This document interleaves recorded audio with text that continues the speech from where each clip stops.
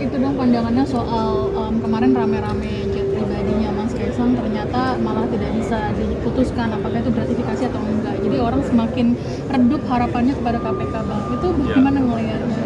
Ya, sepertinya KPK perlu belajar lagi soal memisahkan gratifikasi dalam konteks adalah tempat pelaporan yang konteksnya adalah pencegahan dan gratifikasi dalam konteks delik pidana.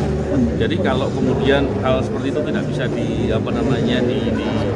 diselesaikan, maksudnya cara berpikirnya konteks pencegahan dalam konteks gratifikasi, pelayanan pelaporan ya maaf, dan gratifikasi dalam konteks pidana itu KPK mengalami kemunduran. Jadi saya pikir mesti belajar, undang aja ahli-ahli hukum, mereka bisa menjelaskan dengan lebih baik. Tapi apakah itu artinya masih ada kuat tekanan gitu terhadap ayah dari Mas Kaisang ini sehingga KPK nggak bisa memutuskan dengan tegas gitu? Iya, semuanya bisa aja terjadi. Tapi sekalipun ada tekanan, ya nggak boleh tuh. Kemudian penegakan hukum kemudian tidak dilakukan dengan cara yang tepat. Pelemahan KPK itu sangat jelas. Kita lihat undang-undang KPK diubah dengan beberapa hal yang membuat KPK suatu yang benar ya.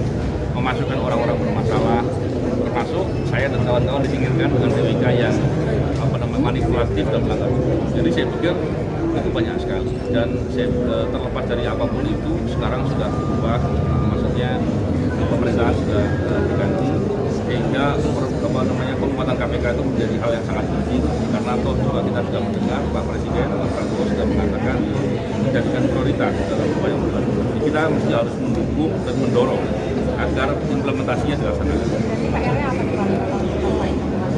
Ya, saya sudah menyampaikan ke media 4 hal.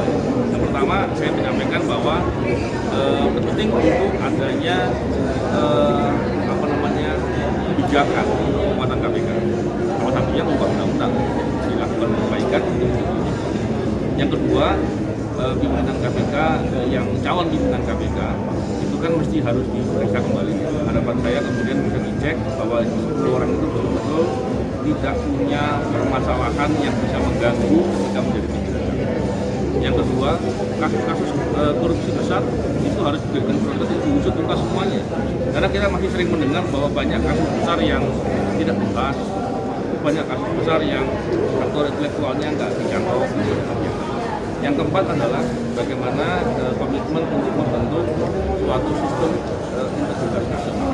Yang dengan begitu kita harapkan lembaga-lembaga pemerintahan itu bisa menjadi lebih baik dan bisa